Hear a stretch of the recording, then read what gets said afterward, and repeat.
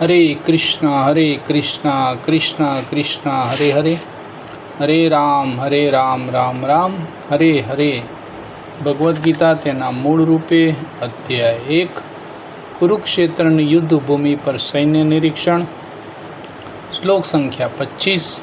श्री श्री गुरु श्री श्री गौरांग अने जगद्गुरु श्री प्रभुपादनी कृपाथी समझवानो प्रयास करीशुं। जगद्गुरु श्री प्रभुपाद की जय।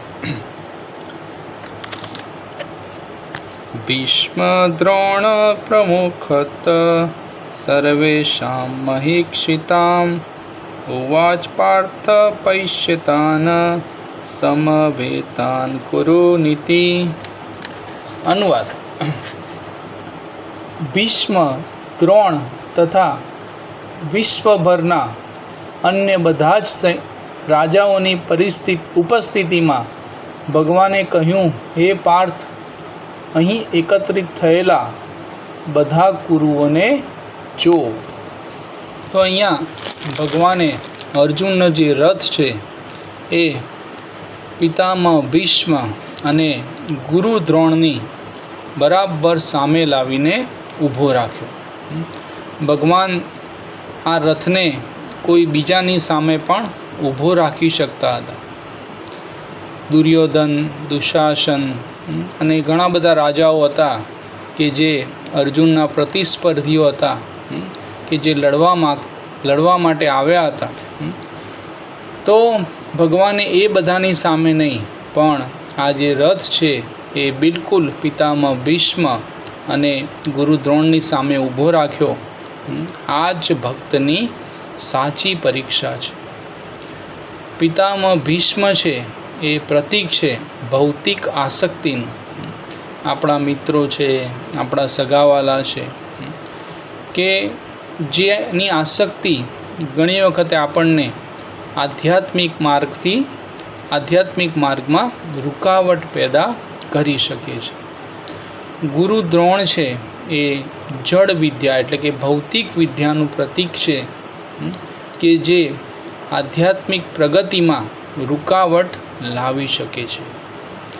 તો ભીષ્મ અને ગુરુ દ્રોણ છે એ ભૌતિક આસક્તિ અને ભૌતિક વિદ્યાનું જે પ્રતીક છે, બરાબર એની સામે લાવીને અર્જુનનો રથ છે એ ઊભો કર્યો અને અર્જુનને કહે છે કે તું આ બધાની સામે જુઓ.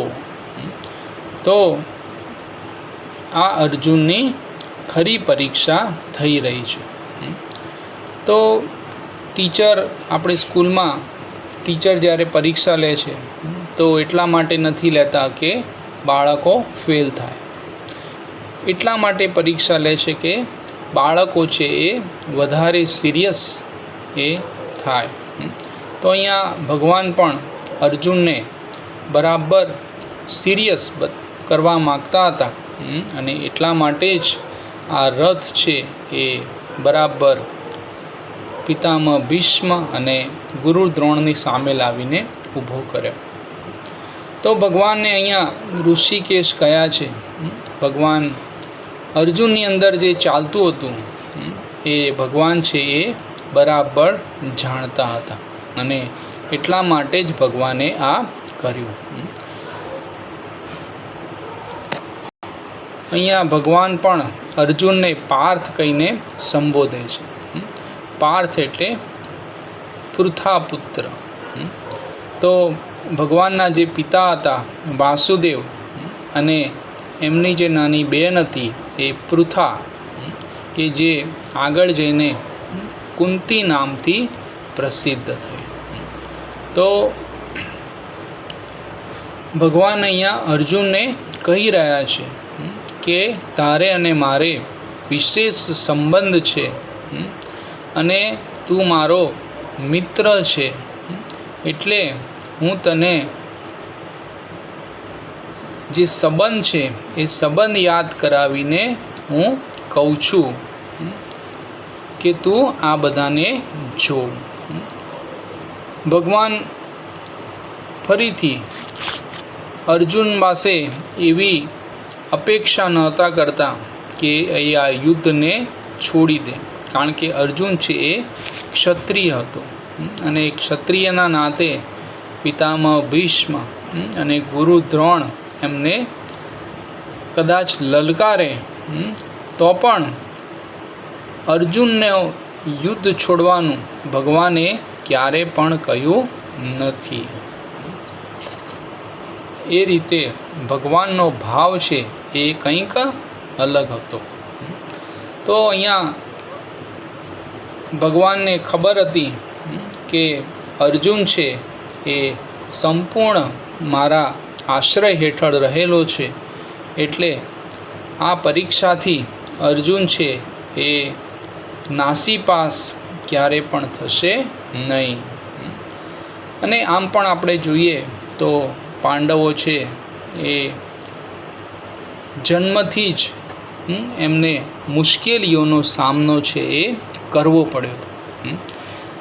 તો એમનો જન્મ પણ એક જંગલમાં જ થયો હતો અને એમના પિતા પાંડુ રાજાને શ્રાપ હતો કે જ્યારે પણ એ કોઈ સ્ત્રીથી નજીક આવશે ત્યારે તેમનું મૃત્યુ થશે.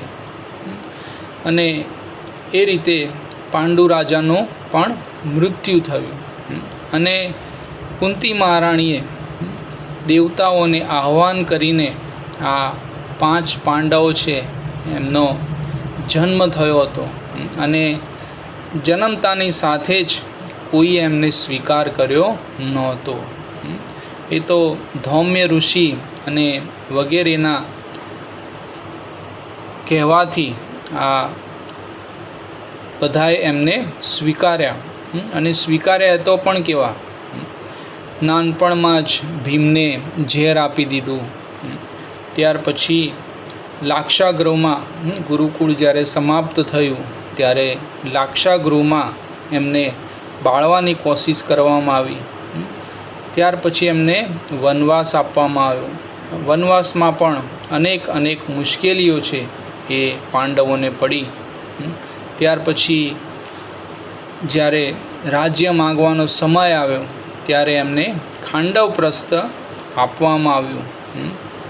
તો એ રીતે પાંડવોને જન્મ સમયથી જ એમને અનેક મુશ્કેલીઓ હતી, પણ બધી જ મુશ્કેલીઓ એ ભગવાન કૃષ્ણના આશ્રય હેઠળ રહીને એમને આ બધી મુશ્કેલીઓને સોલ્વ કરી.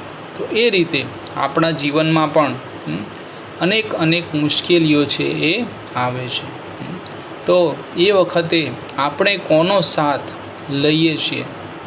શું આપણે આપણી મુશ્કેલીઓ વખતે ભગવાનને યાદ કરીએ છીએ કે આપણે આપણી જાતે જ આપણી મુશ્કેલીઓ છે એ નિવારવાનો પ્રયત્ન કરીએ છીએ? તો આપણે કોનો સાથ લઈએ છીએ એ સૌથી વધારે મહત્ત્વનું છે. જો ભગવાનનો આશ્રય લઈશું તો કેવી રીતે લઈશું? તો ભગવાનનો મહામંત્ર હરે કૃષ્ણ કૃષ્ણ કૃષ્ણ હરે હરે, હરે રામ રામ રામ હરે હરે. તો એ રીતે ભગવાનનો સાથ લઈને જો આપણે કંઈ પણ મુશ્કેલીઓને નિવારવાનો પ્રયત્ન કરીશું તો ભગવાન ચોક્કસ આપણને કંઈક ને કંઈક માર્ગદર્શન આપશે. તો એ રીતે અહીંયા અર્જુનની પણ કઠિન પરીક્ષા થઈ રહી છે અને આ પરીક્ષાથી અર્જુનના મનમાં શું દુવિધા થવાની છે એ આપણે આગળના શ્લોકમાં એની ચર્ચા કરીશું. હરે કૃષ્ણ.